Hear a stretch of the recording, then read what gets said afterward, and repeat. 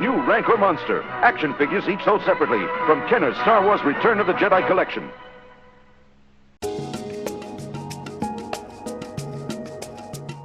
Yes, sir. Tricka, back up in this thing, man. Today, we'll be breaking down some of the most mysterious videos on the internet. But before we hop into that, go ahead and spam that like button right now so we can run the numbers up on the algorithm. And you ain't even got to think about it later. And if you haven't already, go ahead and hit that sub button too. Sub up. Join the family. This is the most lit and active community on YouTube, period. With that being said, guys, let's hop straight into the video. Empecé a ver una cara en las rocas, pero lo más importante es que adentro de las caras aprecio ver dos piernitas, que no sé si lo logran ver. No sé si logran ver ahí adentro de ese ojo. Veo a dos piernitas, parecieran... A ver si se puede apreciar ahí. Empecé a ver una cara en las rocas, pero lo más importante es que adentro de las caras aprecio ver dos piernitas, que no sé si lo logran ver.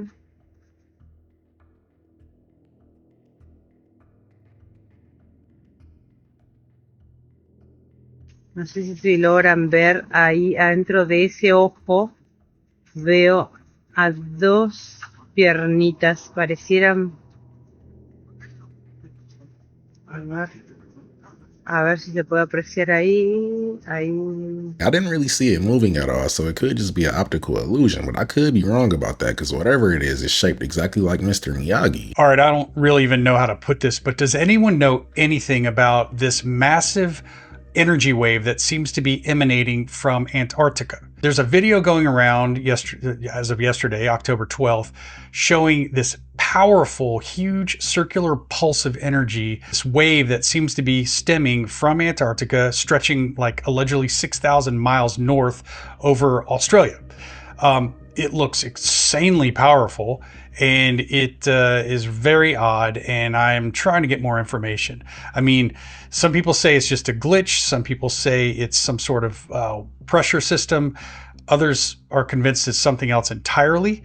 We do know that Antarctica definitely has a very mysterious past. So whatever it is, it's strange. But if anyone knows anything or you've seen this actual data yourself, can you please tag someone or comment below with more information about it? Because it's really odd. I saw a video from another creator that said that this could be due to a company called the MITRE Corporation running tests on the satellite to see how hackable it is. And that same company also partnered with Harper a couple months ago for a different project, so you can put two and two together.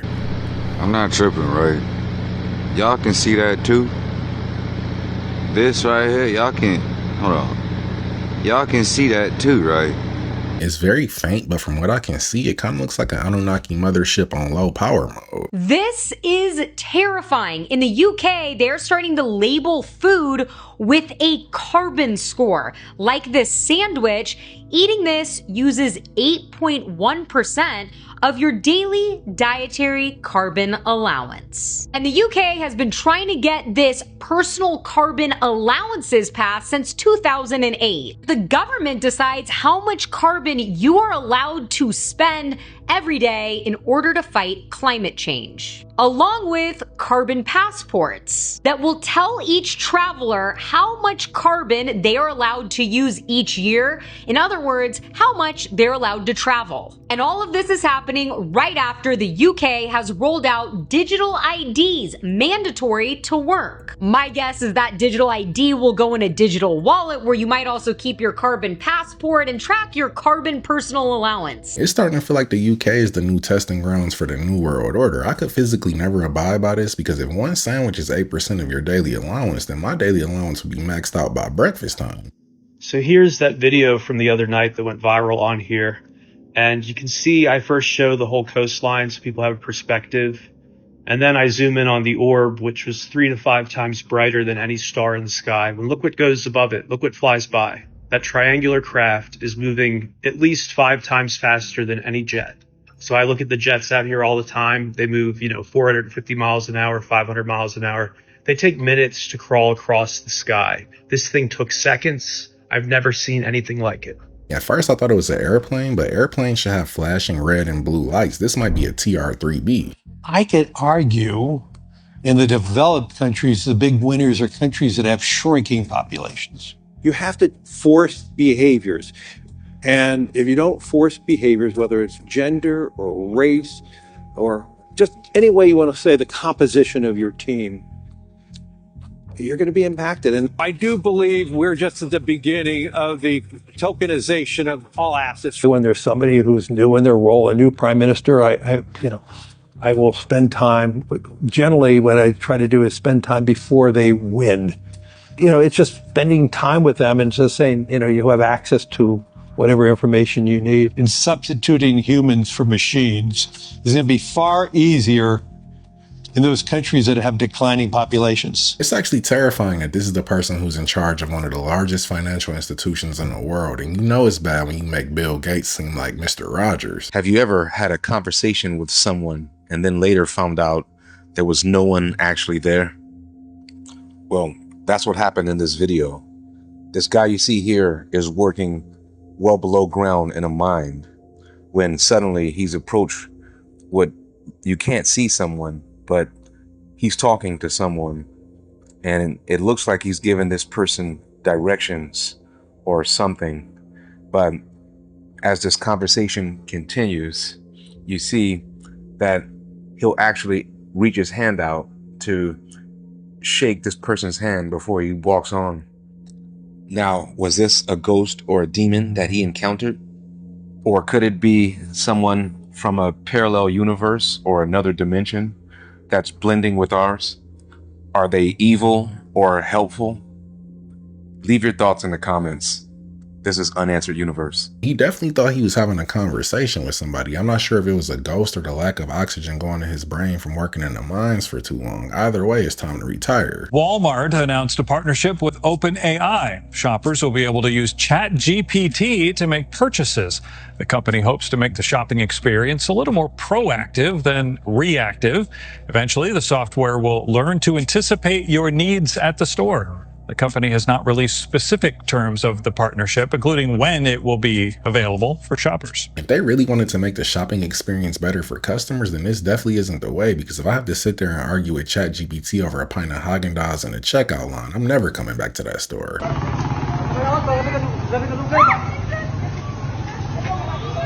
Ang bata, mate, pagpayong na lang.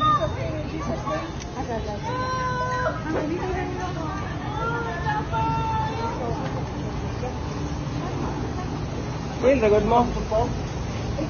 Okay ba na ako? Ano sa maning? Dapat ko na ako ba? Ako yung tiba. Lagi gani. Hindi na silong na dito.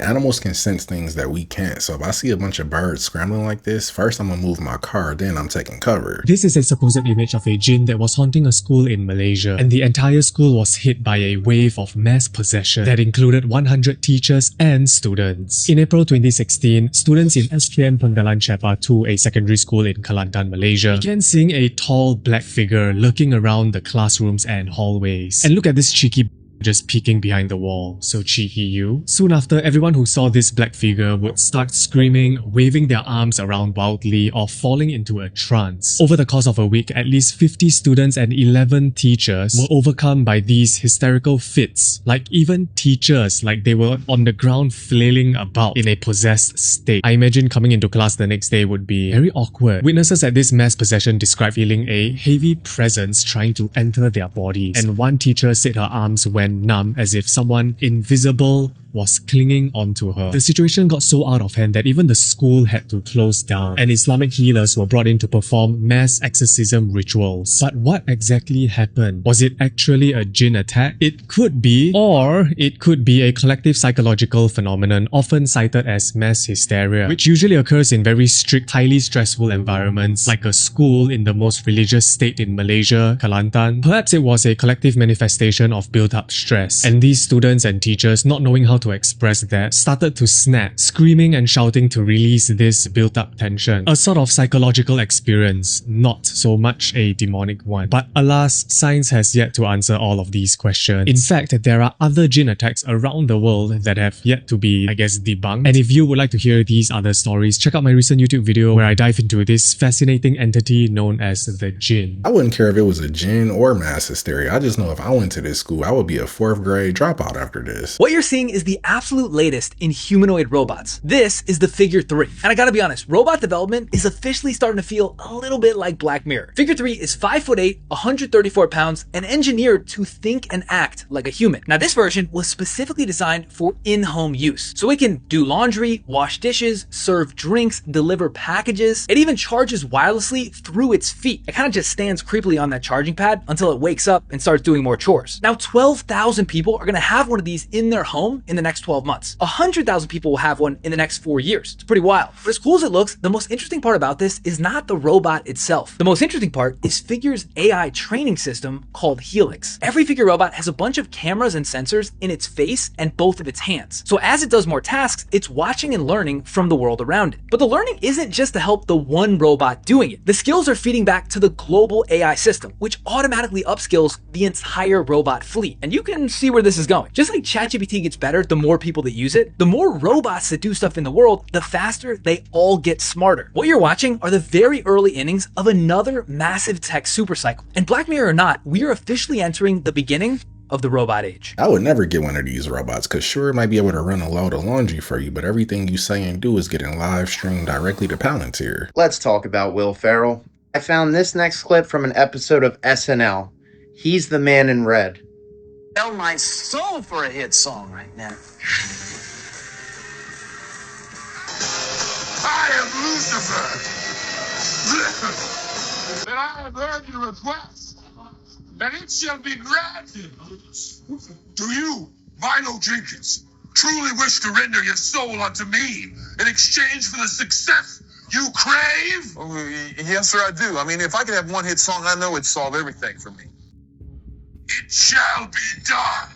Now, of course, people will say it's just entertainment, right? But I want you guys to keep in mind skits like this with The Rock, skits like this with Lady Gaga, and that last clip we saw with Will Ferrell all come from the same exact show. It seems like over the years they have poked fun at the most evil stuff, but again, it's just entertainment, right? It has nothing to do with putting the truth right in front of people's faces.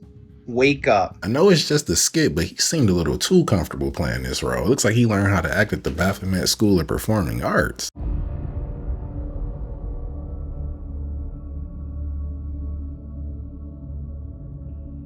I'm not really sure what this is, but if I saw this while I was hiking, I wouldn't stop to investigate. I would start running like a pit bull is chasing me. What the heck happened in 1971? Productivity and hourly wages always went up together, but then in 1971, something happened. Wages began to stagnate while productivity has continued to go up, and that's just the start. The price of a Campbell soup can was 10 cents for the longest time, but since 1971, it has skyrocketed to now over $1.20 per can. And get this, before 1971, it took you around 2 years to save for a house, but now it takes 7. The top 1% of earners have continued to see their income grow since 1971, but the bottom 90% has not. And look how many countries have had a banking crisis since 1971. Since 1971, the US national debt has gone completely vertical, same with healthcare costs, and oddly enough, we've had a massive growth of administrators while the amount of physicians has stayed flat. And just look how the American diet has changed since 1971. Less beef and potatoes and way more corn and chicken. This one's crazy. Look at the global production of vegetable oil since 1971. Obesity among young children was 5% in 1971, but now it's over 20%. Even the number of prisoners has skyrocketed since 1971. Unfortunately, people are getting married later too. In 1971, the average age was around 23, but now it's closer to 30. The prices of electricity, food, and fruit have all dramatically gone up since 1971 too. In 1971, President Nixon ended the gold standard, meaning the US dollar was no longer backed by gold. And since then, things have gotten a lot worse. What do you think about all this? And don't get me started on shrinkflation. It seems pretty self-explanatory to me. me, once Nixon ended the gold standard and everything switched to fiat currency, all the bankers started running amok and the whole focus shifted towards consumerism. Contacting the devil or trying to summon Satan himself is a line that I don't think anyone should cross, no matter who you are or what you're doing it for. And Sam and Colby did just that in front of millions and millions of people. If you don't know who these two are, they're some of the biggest YouTubers in the game. They go around the world trying to find the most haunted spots and trying to contact the spirits. And this time they contacted the devil, and they themselves even said that they crossed the line. Check this out. Like, worried about this? I'm very worried about this. You're not supposed to mess with this dark magic like this. And even if you don't believe, it could come back to bite you in the ass. And so I really want you to think about it before you do it. Because like I said, like with my faith and me like believing in Jesus and stuff, like it makes me feel bad that my best friend would like put himself in a situation like this. So please be careful. But we've never crossed this line before. Just think about what you're doing. So they do this really in-depth ritual, and Sam starts asking questions to Satan, and this woman is contacting the devil and replying on his behalf. And I think a lot of it is acting. I'm not going to lie to you, but God is real and the devil is real, and I don't think this is something you should do, because if you keep knocking on the devil's door long enough, one day he might answer, and I don't think that's someone you want to reply from. When a YouTuber wants to go viral, most of the time they'll just pull a crazy stunt or try to collab with a celebrity. Collabing with the devil himself is ludicrous. It's very strange. All these men that were the inventors of the rockets and stuff, they're all very, very into the occult. So one guy, Jack Parsons, who is called America's rocket godfather, basically he's the one that started the rocket program in the United States. He was part of this organization called the Hermetic Order of the Golden Dawn. He was basically underneath Aleister Crowley. No way. He had his own chapter in California. So Aleister Crowley, he joined the Hermetic Order of the Golden Dawn, where he was trained in ceremonial magic. But this guy, Jack Parsons, he said that through the ceremonial magic and whatnot, him, just like others, like the Nazi Party, these Russian engineers, they all received this information about going to space and going to the stars from different entities. Oh, come on. They said it was never our knowledge. It was gifted to us. They called them like downloads and stuff. That was just a weird thing to me. This connection of like pretty much the same exact time all over the world, these engineers were receiving these revelations from entities being like, you have to conquer space, conquer the stars. This is how you're going to do it. And they all built these rockets around the same time. Just crazy to me. I also discovered that Buzz Aldrin, along with a ton of astronauts, a ton of directors, were all 33-degree Freemasons. And Buzz Aldrin, when he landed on the moon, with him, one of his belongings that he brought was a tiny little silk flag that was from the Freemason Scottish Rite movement, the 33-degree Masons. Super weird. What are we doing? Really weird thing. One of these test pads where they tested the Apollo missions was test pad number 33, and there's only one runway. Only one runway. It's not runway 1, not runway A. It's runway 33. Why? Super weird. I don't get it, man. This is just beyond me. Hate it. The fact that it seems like almost everybody involved in the early days of rocketry and space exploration was either an occultist or a warlock makes the whole thing feel even more like a psyop. So many of you confuse these airships with these dinky little blimps we have now. This was the construction of the Hindenburg. And a few cross sections to show you the massive size and scale behind me. These airships were massive, able to carry large amounts of crew, material, explore the North Pole, as you see here with the Norge, the first people to actually explore the North Pole. That is one of the big benefits over these airships from the fixed-wing aircraft we have today. Exploration, free and easy travel throughout this realm. You could set up these mooring stations here pretty much anywhere. And they were easily able to load and unload passengers right from the front hatch. Now I think these airships have been around a lot longer than they told us. Just looking at some of the detailed maps they had back then to what we have now. And now that we don't have that easy exploration option, the maps have drastically changed. It wasn't just amazing houseboats they were able to float down the rivers and waterways either. They were able to have these airships dock on boats as well. Like I said, mooring stations could be built anywhere. You could even have the airships just land on the water themselves. And I don't need the NPCs in the comments talking about, oh, they go booming. The Hindenburg, it went blown up, it's dangerous. And take a look at the Hindenburg itself. if you actually bother researching it. See how false flaggy that looked. Again, this is all just my personal opinions, though. I just want you to question everything, friends. Until next time. I feel like there's a lot more to the story of why we don't use these airships anymore besides the Hindenburg crash, because there's been numerous airplane crashes since then and we still use them. Yo, check this out. Whoa, check this out. Vegas. Dude, what? I have never seen anything like this before. What is going on? What? Wow. This is trippy.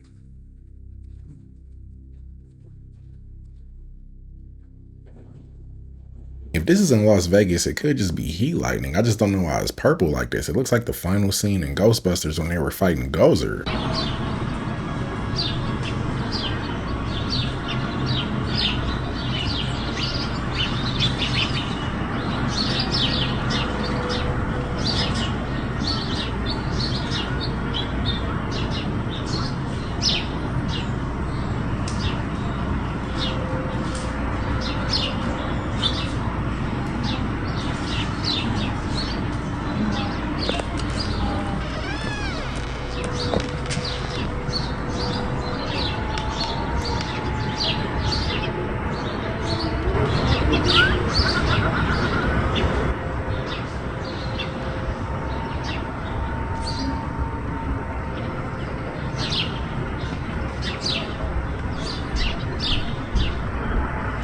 Maybe the fog is just making this video seem creepier than what it is, but it looks like the Wicked Witch of the West making a TikTok. Woo! That's a whole kid. That's a whole kid. Wow. That's impressive. Wild, isn't it? Well, That is super wild. honestly, this makes so much sense because there was a whole children's wing, correct? At the Waverly Hills Sanatorium. Yes. Also, where they're standing is technically an open air hallway, but that is where they would roll the patients' beds to get them to be able Fresh to air. fresh air. Indeed. No, that is a very clear person. Yeah. That is, I would not even think it was a ghost. I It would not think occur to me that, oh, look, a ghost. I'd be like, oh, look, there's some buddy in the window. There's some kid in the window. They said, I took this during a tour of Waverly Hills Sanatorium. There was no one in the window when I took this picture. Everyone was downstairs. The tour guide said it was the most amazing picture she's seen taken there ever. I agree. I think it is this is me talking, JT. I agree. I think it is the most amazing picture. It looks like a small child looking down at the people below. There were no children on the tour. It's worth noting. It's heartbreaking to think these poor little souls are alone there. The fact that the kid is very isolated, it does not appear like anybody is up on that floor, which I believe this is the second floor? This is second floor. Yeah. Yeah. So you would be able to tell it's not high enough where it would cut off somebody. If this photo is real, it's kind of sad that this little girl's soul is trapped in an abandoned sanatorium. Of all the places you can hunt, this has to be the worst. We need to build her a swing set or something. Oxford researchers just confirmed what we feared. The internet, as we know it, is dying. Now that is the opening line of a post referencing this chart. It shows that for the first time ever, AI-generated news articles have now outnumbered those written by real humans. Only 5 years ago, this was near 100% human, 0% AI. But in 2022, when ChatGPT launched, everything changed. Now, as someone in the news space, this was pretty shocking, especially since the post then goes on to say that projections say 90% plus will be AI by next year. And to make it worse, quote, the real crisis is model collapse. When AI trains on AI-generated content, quality degrades like photocopying a photocopy, rare ideas disappear, everything converges into generic sameness. Sounds like some freaking dead internet theory type. So naturally, do some research and turns out this wasn't from Oxford. Rather, an SEO company carrying out a study using AI to detect if an article was written by AI. Their own methodology says that many argue detecting AI is impossible or at best highly inaccurate. So that throws into question if this graph is even correct, but let's just say for a second it is. What the article also didn't include is the number of views each article had, because the total number of AI written articles is meaningless if no one is reading them. But what about the crisis of model collapse we were warned of if AI is trained on AI? Well, I went back to the original post and lo and behold, I found a human AI expert who was worked at Meta, Uber, Amazon, Apple, Microsoft, and he said, quote, model collapse is widely considered not a real problem. He then lists the reasons why and provided research to back up his claim. Oh, and at this point, I am baffled. Everything this post told me was sus. But then, there's the kicker. I looked for who wrote it, and it wasn't a who. It's an it. Perplexity AI. Bro, how the is AI gonna fearmonger humans about AI? God.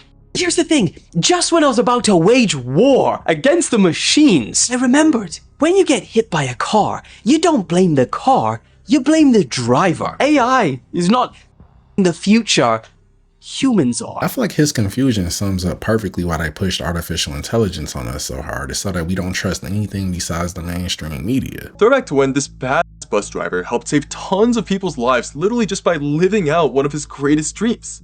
You see, back in 1952, Albert Gunther was just driving along his usual route crossing Tower Bridge in London, when he was suddenly shocked to see the road in front of him just start dropping away. As it turns out, someone had messed up big time and had somehow started opening the bridge with them still on it. Since they were already stuck in the middle, Albert realized that he had two choices really. He could either try going backwards but risk the bridge rising too fast, causing them to slip and crash, or he could try jumping the gap in the rising bridge with his double-decker bus. And with only a split second to make his decision, Albert, a former tank driver during World War II, didn't even hesitate to just instantly accelerate full speed and fly straight over the bridge into the air. Like a real-life action movie, his bus just gracefully soared over the gap and somehow actually landed on the other side right before it had fully risen. Because of Albert's actions, not a single one of his passengers were seriously injured except for himself with a broken leg. He was soon awarded a 10-pound bonus as well as a day off of work for his bravery and heroism. And he later said, I'd always wanted to jump the bus over the gap, and I got a day off and a tenner for it to boot. Albert Gunther might be the greatest bus driver of all time if he jumped the double-decker over the London Bridge. He went full Evel Knievel. But that was the video, guys. Don't forget to sub up, hit that notification bell, and I'll catch you in the next one.